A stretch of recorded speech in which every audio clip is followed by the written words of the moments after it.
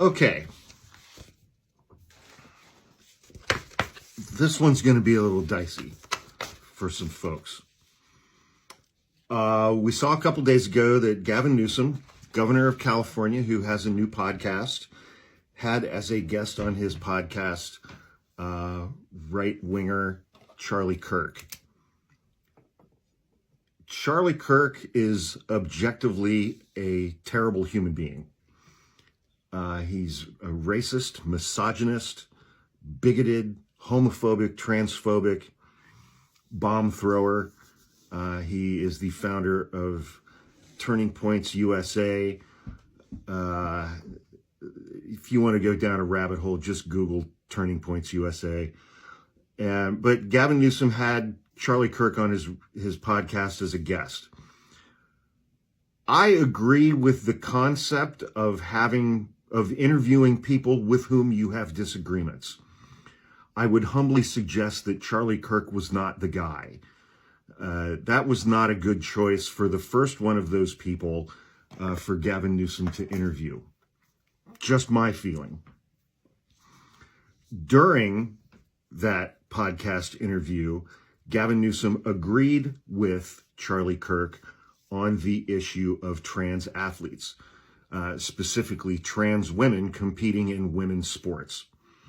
I think the words that Gavin Newsom used was that it is deeply unfair. And what is the one thing that the vast majority of Americans care about when it comes to sports? They care about fairness. I mean, look at all the shit the Kansas City Chiefs have gotten over the last 3 years, by people claiming that the NFL refs are in the bag for Patrick Mahomes, and anytime anybody even glances him, they get a roughing the passer or an unsportsmanlike conduct or a personal foul call, and the Chiefs get another 15 yards and a first down. Americans care deeply about fairness, especially, maybe only in sports, actually. Maybe only in sports. Because a lot of them really don't seem to give a shit about fairness in other areas of life. But when it comes to sports, Americans really seem to care about fairness. Gavin Newsom has been getting a lot of grief for those comments. He's getting dragged all over social media, and I have seen dozens and dozens and dozens and dozens of people on the left making TikToks, letting everyone else on TikTok know how they feel about Gavin Newsom and his statements. I would humbly suggest, and I will explain why in a moment, if you're one of those people who are making those TikToks, loudly proclaiming your distaste for Gavin Newsom, making TikToks isn't going to do jack shit about this situation. I've seen TikToks from other people describing those TikToks as just performative virtue signaling. What you need to do is talk to the people in your life who share those feelings with Gavin Newsom. And as it turns out, 2/3 of Democrats agree with Gavin Newsom on that issue. And a week ago or so, I did a TikTok. I'd been listening to a podcast with Kara Swisher and Scott Galloway. And one point that Scott Galloway made is that Democrats need to shift from being right on social issues to being effective, meaning winning elections. And I think there needs to be a combination of those two things. And I think how that combination occurs is by people who believe in trans rights need to be having conversations with people on our own side of the aisle who do not believe in trans rights. We'll come back to that in a second. I wanted to go back through some polling real quick. There has been a lot of polling on the issue of trans people, trans rights, trans athletes over the last couple of years, largely because Donald Trump ran an explicitly transphobic presidential campaign last year.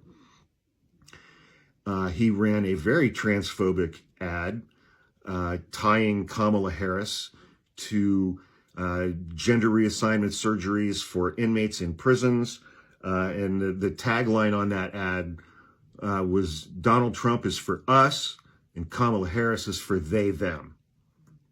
Bringing the pronouns thing into it.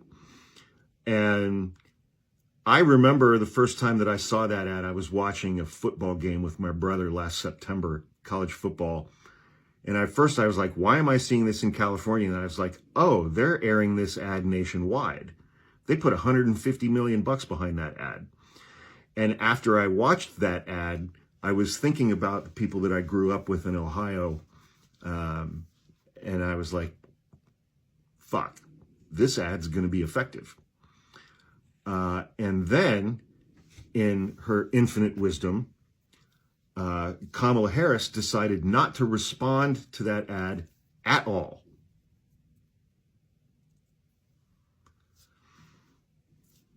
Not at all. So, yeah.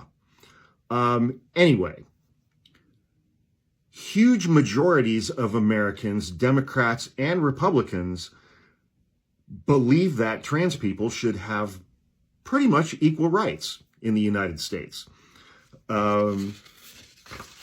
Majorities of Democrats and Republicans agree with existing rules protecting transgender Americans from hate crimes and employment discrimination in all areas of their lives.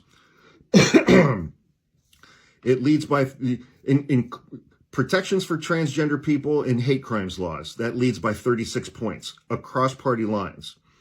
Banning employers from firing employees on the basis of their transgender identity leads by 33 points across party lines. Allowing transgender people to serve in the military leads by 22 points. Requiring new public buildings to include gender-neutral restrooms leads by 7 points. Allowing government employees to use pronouns consistent with their gender identity leads by 6 points. So in the equal rights status arena, huge majorities of Americans across party lines believe that transgender people in the United States of America should pretty much have equal rights across party lines until you get to sports. Once you get to the question of sports, those numbers flip. Almost exactly. They flip. And I think it goes back to that American sports concept of fairness. In sports, Americans don't hold these views in other areas of life as it relates to transgender people in the United States of America. This is from an article dated January 19th, 2025. A recent New York Times Ipsos survey found the vast majority of Americans, including 2/3 of Democrats, do not think transgender athletes should be permitted to compete in women's sports. They asked the following question. Thinking about transgender female athletes, meaning athletes who were male at birth, but who currently identify as female, do you think they should or should not be allowed to compete in women's sports? That's the question that was asked. Of the 2,128 people who participated in the survey, 79% said biological males who identify as women should not be allowed to participate in women's sports.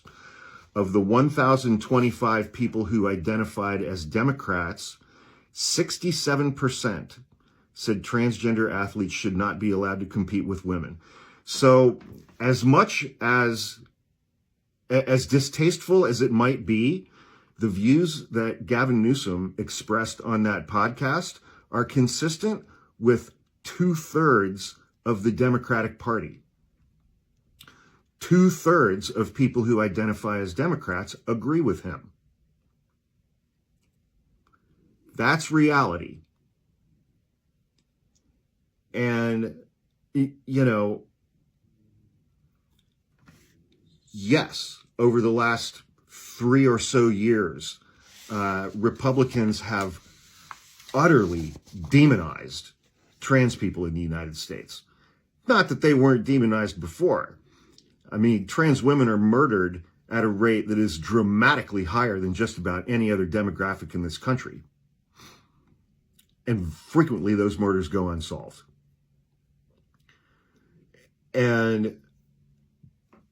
But, you know, seeing all of these people make all of these TikToks slamming Gavin Newsom, that's great. 2/3 of the people in your life who are on the left agree with him. You need to be talking to those people. I would suggest you need to be talking to those people instead of making TikToks. Because these numbers need to change. 2/3 of Democrats agree with Gavin Newsom. That's just the truth. And those are the numbers that need to change. And those aren't going to be those personal feelings that individuals on the left and who identify as Democrats hold. Those individual feelings are not going to be changed by a TikTok.